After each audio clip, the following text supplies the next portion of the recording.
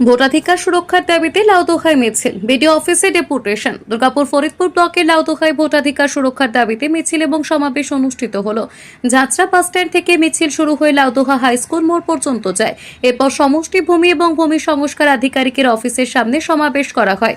মিছিল এবং সমাবেশের পর আজ লাউদোহা বিডিও অফিসে ডেপুটেশন জমা দিতে যান আন্দোলনকারীরা। তাদের মূল দাবি, অবিলম্বে সমস্ত বৈধ ভোটারের নাম ভোটার তালিকায় নথিভুক্ত করে তাদের নাগরিক এবং ভোটাধিকার সুরক্ষিত করতে হবে। ভোটাধিকার রক্ষা করুন, গণতন্ত্র বাঁচান, এই স্লোগানকে সামনে রেখে তীব্র আন্দোলন গড়ে তোলার আহ্বান জানানো হয়। মিছিলে বিভিন্ন ডিলিট ভোটাররাও অংশগ্রহণ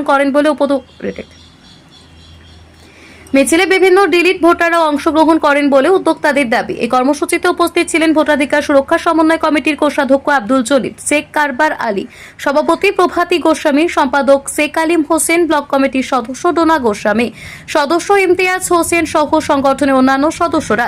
আন্দোলনকারীদের দাবি, বৈধ ভোটারদের নাম তালিকাভুক্ত করার পাশাপাশি যাদের নাম বাদ পড়েছে তাদের ভোটাধিকার ফিরিয়ে দিতে দ্রুত প্রশাসনিক পদক্ষেপ করা হোক। লাউদোহা থেকে নিজস্ব প্রতিনিধি রিপোর্ট। যারা উপস্থিত হয়েছি সকলকে জানাই আন্তরিক সালাম ও অভিনন্দন। আমরা সকলেই অবগত, সকলেই আমরা জানি যে আমাদের এসআইআর এর মাধ্যম দিয়ে যে আমাদের ভোট কমিশনার যে বৈধ ভোটারদের 2002 নাম আছে, নামের কোনো তারতম্য হয়নি 2002 সঙ্গে 2025 নামের মধ্যে। অফিসে যে ডেপুটেশন, তার আগে লাউদা হাটে আমরা একটা সমাবেশ করছি। পূর্ববর্তী বক্তারা তারা বিভিন্নভাবে বলে গেছেন আপনাদের কাছে জীবন যন্ত্রণার কথা। এই যে ভোটাধিকার এসআর যে করলো, আমরা জানি যখন ইলেকশন আসে এবং ভোটারের নাম ওঠে কি হয়, সেটা হয় যে আপনি যদি মারা যান সেই ব্যক্তির নাম বাদ যায়, কোন জায়গায় যদি ডুপ্লিকেট ভোটার থাকে তাদের নাম বাদ যায়, বা কোনো মেয়ে এক জায়গায় বিয়ে হয়েছে আরেক জায়গায় গেছে সেই নাম বাদ যায়।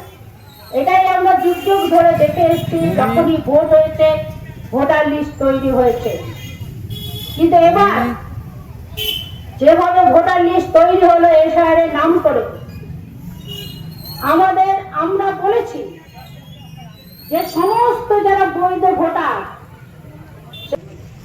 এই ভারতবর্ষে বসবাস করছি, আমরা দীর্ঘদিন ধরে এই ভারতবর্ষের প্রত্যেকটা পদক্ষেপে আমরা অংশগ্রহণ করেছি।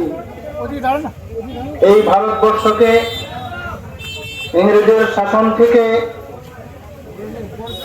আমরা আজাদ করতে আমরা মুসলমান জনগণ অগ্র অধিকার গ্রহণ করেছিলাম।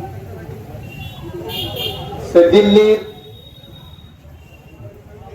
রাজ দরবারে মুসলমানদের অবদান আজও পর্যন্ত লিপিবদ্ধ রয়েছে।